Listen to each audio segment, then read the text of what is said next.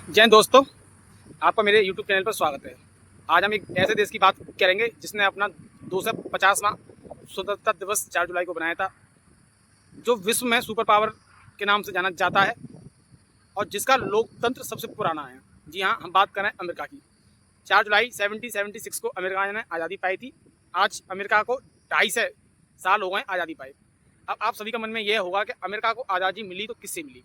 तो मैं आपको बताना चाहता हूँ कि जो ब्रिटिश थे, जिन्होंने भारत और पता नहीं कितने मुल्कों पर अपना आधिपत्य जमाया था, और जो अमेरिका के जो मूल निवासी हैं ये भी ब्रिटेन के ही हैं, और ब्रिटेन के लोगों ने अपने ही ब्रिटेन से आज़ादी पाई थी।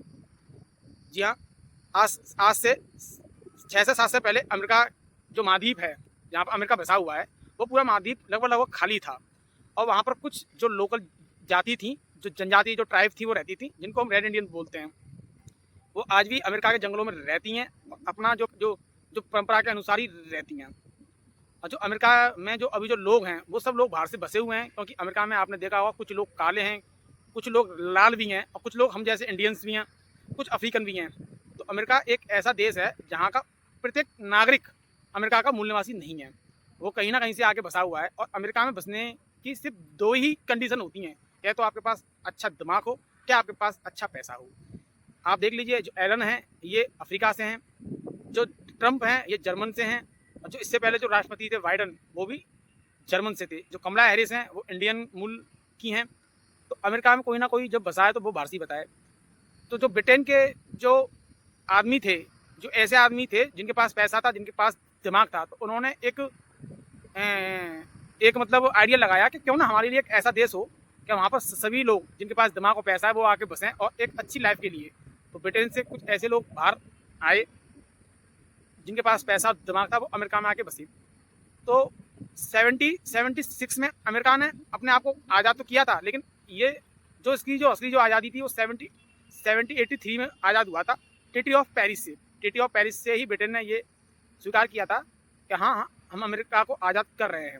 और अमेरिका जो थी ये 13 कॉलोनी थी ब्रिटिश की, और 83 में ही ब्रिटेन ने ये कहा था कि अब जो अमेरिका में जो लोग रह रहे हैं, इनके ऊपर जो शासन जो चलेगा वो अमेरिका के ही लोग ही शासन चलाएंगे। और इनके जो पहले जो राष्ट्रपति बने थे वो जॉर्ज वॉशिंगटन बने थे, जिनके नाम पर इनका एक डिस्ट्रिक्ट का भी नाम है, जिसको हम इनकी जो कैपिटल है वॉशिंगटन, तो ये उन्हीं के नाम पर ही है। ये एक डिस्ट्रिक्ट है इनका, कोलंबिया, डिस्ट्रिक्ट ऑफ कोलंबिया जिसको कहते हैं, जो वॉशिंगटन डीसी जिसका पूरा नाम है शॉर्ट में। तो अमेरिका को जो आज़ादी मिली थी वो ब्रिटिश से ही मिली थी। और आज अमेरिका के 80 देशों में 750 से अधिक उसके सैन्य ठिकाने हैं। और अमेरिका आज जो भी है, जितने भी बड़े बड़े देश हैं, चाहे वो भारत हो, चाहे वो पाकिस्तान हो, चाहे वो यूएस हो, या जो भी कोई भी बड़ी कंट्री है, उसमें अपनी मन से सरकारों को हैंडल करता है। और जो देश आज से 250 साल जो पहले जो आज़ाद हुआ था, जो 250 साल पहले ये अपने आज़ादी के लिए बोल रहा था कि हमें आज़ादी मिलनी चाहिए, आज उसी देश ने आज जहाँ भी युद्ध हो रहे हैं या जहाँ भी अशांति है, वहाँ पर कहीं ना कहीं अमेरिका का ही हाथ होता है। हमारे जितने भी, चाहे पाकिस्तान से वॉर हुए, या हमारे देश में जो भी आंतरिक कलह हुई, उसमें कहीं ना कहीं अमेरिका का हाथ था। चाहे नक्सलवाद हो, लिट्टे हो, उसमें कहीं ना कहीं अमेरिका का ही हाथ रहा है। और आज अमेरिका की जो जीडीपी है वो 31 ट्रिलियन जीडीपी है, और भारत की जीडीपी 3.5 ट्रिलियन है।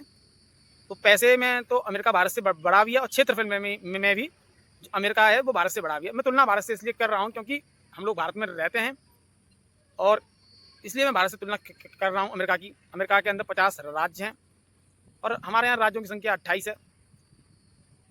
तो अमेरिका जो इतना जो बड़ा बना है, जाहिर सी बात है, जो आदमी कहीं ना कहीं किसी भी देश की गवर्नमेंट को परेशान करने के लिए, या कोई भी देश अगर विकास करता है तो अमेरिका उसकी टांग खींचता है, क्योंकि अमेरिका को पता है कि मुझे जितना विकास करना था मैंने उतना विकास कर लिया है।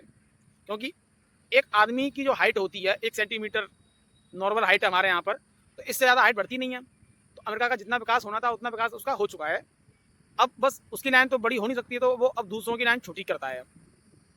मैं उदाहरण देता हूँ कि अगर भारत में अमेरिका को कुछ अपनी बात मनवानी है तो अमेरिका सीधी सी बात है पाकिस्तान को दे देगा हथियार, पाकिस्तान को दे देगा पैसा, पाकिस्तान उसी पैसे से और उसी हथियार का इस्तेमाल भारत के विरोध में करेगा। तो ये सब चीज़ें भारत सरकार को भी पता होती हैं कि हमारे जो भी देश में नक्सलवादियों के पास हथियार आ रहा है या आतंकवादियों के पास आधुनिक हथियार आ रहे हैं, ये कहाँ से आ रहे हैं। और जो भी देश में जो कुछ गैर कानूनी गतिविधि हमारे में हो जाती हैं, हर देश में होती हैं, तो उसके लिए ये पैसा कहाँ से आ रहा है। भाई सीधी सी बात है, बाहर के देश ही मदद करते हैं। और जैसे कि अमेरिका को जब काउंटर करना था रसिया को, तो उसने चाइना की हेल्प ली, और जब चाइना को काउंटर करने लगा तो आज अमेरिका और चाइना और जब इंडिया जब खड़े हो जाते हैं एक दूसरे के सामने, तो अमेरिका बार बार भारत का सपोर्ट करता है। तो वो भारत का सपोर्ट नहीं कर रहा है, वो सिर्फ अपना उल्लू सीधा कर रहा है। और अगर भारत में जब विकास अच्छा होता है, जब भारत कोई अच्छे काम करता है, तो पाकिस्तान को दे देता है हथियार। तो आप देख रहे हैं कि पाकिस्तान में आज तक कोई 5 साल तक किसी भी सरकार का कार्यकाल नहीं रहा है। उससे पहले कहीं ना कहीं अमेरिका कहीं ना कहीं वहाँ के जो प्रधानमंत्रियों को हटा देता है। जो शेख हसीना थी, उन्होंने एक आइलैंड था, अमेरिका को मना कर दिया था कि हम आपको अपना आइलैंड नहीं देंगे, क्योंकि अमेरिका को हर देश पर निगरानी के लिए कुछ ना कुछ आइलैंड चाहिए होते हैं, जिस पर उसका एयरबेस हो या उस पर उसकी सेना हो। तो अमेरिका हर देश पे कहीं ना कहीं नज़र रखता है कि देश में क्या हो रहा है, कौन देश हमारे अकॉर्डिंग काम कर रहा है या नहीं कर रहा है। भारत से भी वो पहले भी कई बार बोल चुका था कि रसिया से तेल ना लें, रसिया से तेल ना लें। तो भारत सरकार भी कहीं ना कहीं दबाव में तो थी हल्का सा। और दबाव अमेरिका का इसलिए है कि कोई भी अगर देश है, उसको सुचारू रूप से चलने के लिए देश को पैसा चाहिए, और पैसा जो आता है वो जो ट्रेड से आता है। और अमेरिका बार बार सैंक्शन लगाने की धमकी देता है कि अगर मैं सैंक्शन लगा दूंगा तो कोई आपसे ट्रेड नहीं करेगा। और मेन बात यह है कि किसी भी देश को चलाने के लिए चाहिए एनर्जी, और एनर्जी हमारे जो पास में है वो पेट्रोल और डीजल के रूप में होती है। क्योंकि जब डीजल और पेट्रोल के रेट बढ़ते हैं तो खाने पीने की, जूते, कपड़ा, चप्पल की सबकी रेट बढ़ते हैं। तो अमेरिका क्या है कि इसकी सप्लाई को बाधित कर देता है। जब सप्लाई बाधित होगी, जब सप्लाई कम आएगी तो उसके रेट बढ़ेंगे, और रेट जब बढ़ेंगे तो पब्लिक को जब कोई चीज़ महंगी मिलती है तो पब्लिक उसका करती है विरोध। जब विरोध होता है तो विरोध सरकार के खिलाफ होता है और सरकार बैक फुट पे आ जाती है, क्योंकि कोई नहीं चाहता है जो सत्ता में बैठा है, चाहे सत्ता में कोई भी हो, मैं भी क्यों ना हूँ, कि कुर्सी छोड़नी पड़े। तो कुर्सी के लालच मान लीजिए या फिर कुछ भी मान लीजिए, आदमी कोई नहीं छोड़ना चाहता है कि हम अपनी सरकार से हट जाएं, हम अपने 5 साल पूरे नहीं कर पाएँ। और 5 साल जब पूरे नहीं होते हैं उससे पहले गवर्नमेंट गिर जाती है, तो इससे देश को भी लॉस होता है, क्योंकि बीच में अगर इलेक्शन होते हैं तो इलेक्शन पर भारी खर्चा आता है। तो सरकारें फिर कुछ ना कुछ दबाव में काम करती हैं।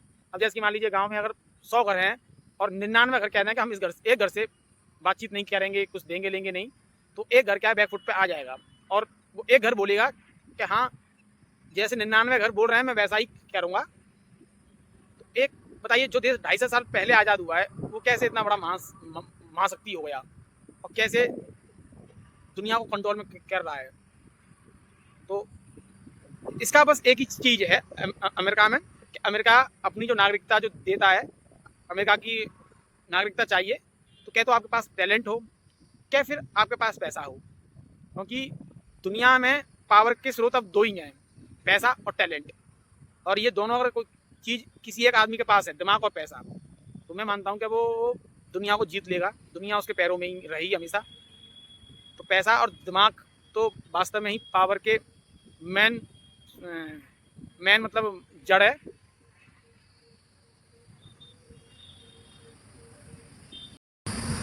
फिलहाल इतना ही, बाकी आप इस विषय पर क्या सोचते हैं कमेंट करके बताइए। वीडियो अच्छी लगे तो वीडियो को लाइक कीजिए, चैनल को सब्सक्राइब कीजिए और शेयर कीजिए। जय हिंद।